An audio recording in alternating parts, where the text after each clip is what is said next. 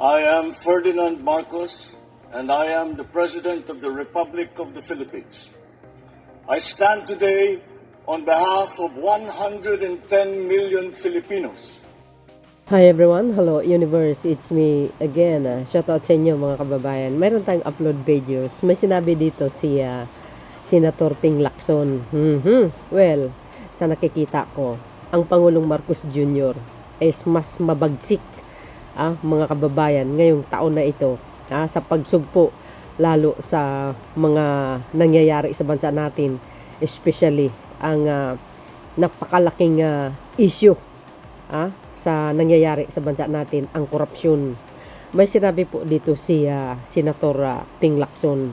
Alam nyo, sa totoo lang, no, I'm not Ping Lacson followers, pero siyempre ang importante dito is tumutulong po sila sa ating mahal na Pangulo paano masugpo itong korupsyon. At yan naman ay inumpisahan ng Pangulo, mga kababayan, siyang nag-expose. At ako'y nakikita ko rin naman kay Senator Lacson, todo support naman siya, no. Even hindi ako fan nito, no. At hindi ko naman talaga idol. Pero ang sa akin lang naman, as long as na sumusuporta ka sa Pangulo, walang problema di ba? Dahil alam po natin si Senator Lacson magaling na investigador ito, at doon naman tayo humanga sa kanya, no. At nakikita ko na malaki rin ang naitulong niya. Dahil sa pamamagitan ng Blue Ribbon Committee, talaga namang namangha lahat, no. So dahil diyan, sabi niya dito mga kababayan, sabi po dito mga kababayan, siyempre bago ko basahin, shoutout sa mga Marcos Loyalist supporters, Filipino and OFW. Mas maigting at mainit na laban sa 2026 sa pagpasok ng Year of the Fire Horse. Tulad ng inasahan ng mga Pilipino sa mga lingkod bayan, lalong painitin ni Senator Ping Lacson ang paglaban sa korupsyon at umaasa siyang magpapakita ng kaparihong bagsik.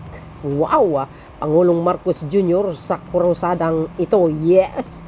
Kung mabagsik ka, mas mabagsik si PBBM. Dahil alam po natin, Senator Lacson, dekada na po ang korupsyon. Alam mo po yan. We all know, guys, Senator Lacson matagal na sa politika.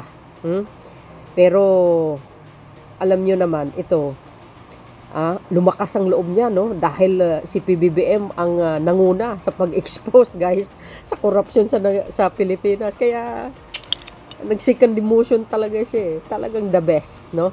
So dahil dito, at umasa siyang magpapakita ng kaparihong bagsik. Yes, mas mabagsik pa si PBBM talaga. Grabe. Dan dahil sa kanya, ayun, nabulabog ang Pilipinas, guys. Yan si Pangulong Marcos Jr. At salamat kay Senator Lacson talaga. Nabulabog ang buong Senado, guys.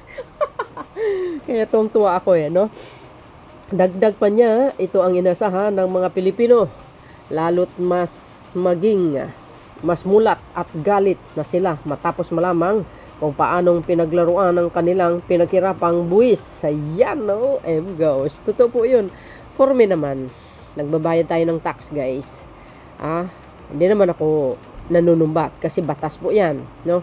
Pero may karapatan din ang bawat Pilipino na makita kung saan napunta yung pera ng bayan at maibalik din sa taong bayan. Why? Sa pamamagitan ng paggawa ng mga malalaking kalsada, mga malalaking hospital, 'di ba? Tulong sa magsasaka, 'di ba mga kababayan? Ganun lang kasimple. 'Yun ang gusto natin makita talaga. 'Di ba? Malaman pag nakita natin na ginastos sa tamang pamamaraan or tamang proyekto ang pera ng Pilipinas, katuwa kaya natin, 'di ba? Turning up hit on corruption in 2026. Agay, mabagsik versus mabagsik. I'm looking forward to be actively involved again along with my team of like-minded individuals with renewed vigor and courage to contribute our share in informing the public through our investigation and research work in ways we know best. Yes, magaling ang mga staff nito mga investigador nito, magagaling. For sure, may mga ex-police siguro dyan. I'm not sure, guys. I'm just saying. Oh, di ba? Oh, dapat maging matapang kayo. Tulungan nyo ang Pangulo, Mr. Senator Lacson. Go, go, go. Oh, di ba? Para kumpleto detalyado, basahin po natin ang buo, guys. Sabi dito, Lacson turning up, hit on corruption in 2026, hope President to do the same. Yes, he already did. He is very mabagsik. Siya po ang nagumpisa. Sabi niya nga, tatapusin niya. Di ba? Walang sinasanto eh. Yes, kailangan tulungan mo para lalong bumagsik. Mawalis ang lahat ng mga korap. Ganun lang po kasimple yun. In the year of the fire hose, Senate President pro tempore Pampilo Lacson and Lacson will turn up the heat against corruption. Even as I hope President Ferdinand Marcos Jr. will bring the same fire to the fight. Yes, fight till the end. Oh, 'di ba? Let's go. Nandito lang kami. Para mai-post lahat ng mga pangalan ng mga korap. 'Di ba? Lacson said the Filipino people expect no less from their public servants as they have become more awake and angry after learning how the hard-earned tax money was plundered. Goes. Totoo naman yan. On a personal note, I think 2025 for bringing me back all my stuff that I left behind in 2022. Plus a few assets more with renewed tenacity and hard work. I am even more encouraged to expose more corruption issues that are similar to what has become the most blatant unprecedented misuse and abuse of the national budget since I left the Senate 3 years ago. Yan ang sinabi niya, mga bes. Nako.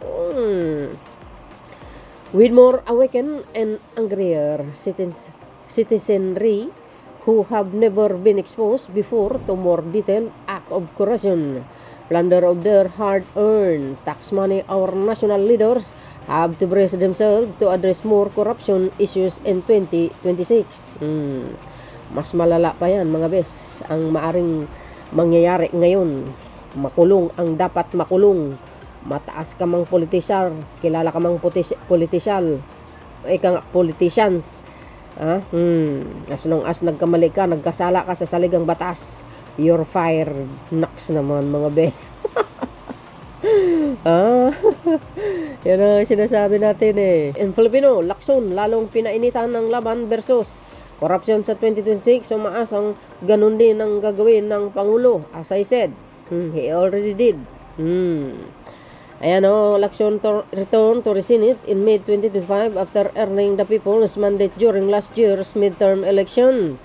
He played an active role in detailing the plunder of public funds through substandard and ghost plant control projects by delivering 2 privileged speeches and presiding over Senate Blue Ribbon Committee hearing. I'm looking forward to being actively involved again, along with my team of like-minded individuals with renewed vigor and courage to contribute to our share informing the public through our investigation of research work in ways we know best. He said of his expectation for 2026. Yes, expected namin yan. Do your best. What is the best for our country? Naks naman, mga best. Shout out sa inyo uli. Also, Lacson voiced hope the president will show he is not wavering against corruption in his remaining years in office, noting he appeared to have the momentum after mahiya namang kayo. Statement his State of the Nation address, which is ang suna. I hope the president will not waver in his remaining years in office. I thought the momentum was already on his side.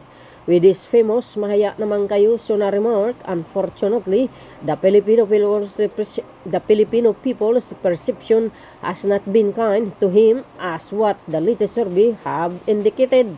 He said, okay. Well, kung sa survey naman, ano yan, survey lang ng mga DDS. Mga kababayan, wait and see ang aking survey. Well, Lacson lalong pinaitin ang laban korupsyon sa 2026. Umaasang ganun din ang gagawin ng Pangulo. Yes. Oh, 'di ba?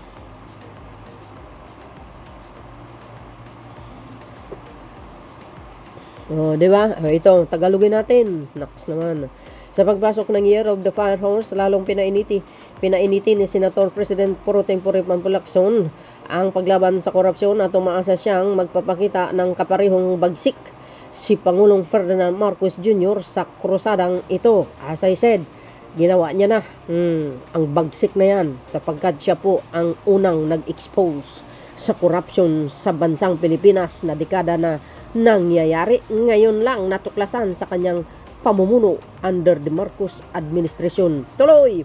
Anin eleksyon, ito ang inaasahan ng mga Pilipino mula sa kanilang mga lingkod bayan, lalo na at naging mas mulat at galit na sila matapos malaman kung paanong pinaglaruan ang kanilang pinaghiramang buwis.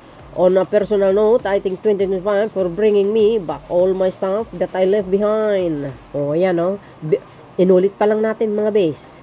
2022 plus a few assets more with a renewed tenacity and hard work, I am even more. Ayan. You see mga bes, na i-cut off natin. Naks naman. Bumalik seleksyon sa Senado noong kalagitnaan ng 2025 matapos makamit ang mandato ng mamamayan noong midterm election. Aktibo siyang naglantad ng detalye tungkol sa pandaramong sa kaba ng bayan sa pamamagitan ng mga palpak at guni-guning flood control project sa pamamagitan ng dalawang privilege speech at pamumuno sa pagdinig ng Senate Blue Ribbon Committee. I'm looking forward, sabi niya, being actively involved again and again. O yan ha. O, laktawan lang natin. Kasi nabasa po natin yan. Yung English na yan. Umaasa din si Lacson na ipapakita ng Pangulo hindi siya matitinag laban sa korupsyon sa natitirang mga taon na kanyang termino, lalo na tila nakuha niya ang momentum matapos ang binitawan niyang pahayag na mahiya man kayo sa kanyang State of the Nation address noong Hulyo 25. 2025 pa na. O, diba? O, yun, in English lang. So, yun, mga kababayan. What do you think? Of course. For me, I think, maraming makukulong. Wait and see. Diba? Batas is batas. No one is above the law. At maraming salamat din kay Senator Lacson. Naway tuloy-tuloy po ang ang iyong investigasyon. Huwag ka rin magpapatinag sa mga kasamahan mo ng mga anti-Marcos. Ayun, ibig sabihin, yung mga Duterte camp. Ganun yun eh. O diba mga bes? Kaya, abangan natin ang susunod na mga investigasyon ni Senator Lacson tungkol dito sa mga korupsyon sa flood control agay. Hindi lang isa, dalawa, tatlo. Nako, marami yan mga bes. Kaya abangan natin. So, kayo na pong bala magdagdag sa komento mga kababayan. Sa comment section, don't forget to like. Hit the button bell para lagi kayong update sa aking mga upload videos mga beswa. Happy New Year again sa inyong lahat. Huwag kalimutan magdasal. Yan ang pinaka-powerful para tayo maligtas sa anumang kapahamakan. To God be all the glory. God bless Philippines. See you again. There's more guys. Bye bye bye and baboos. God bless Philippines.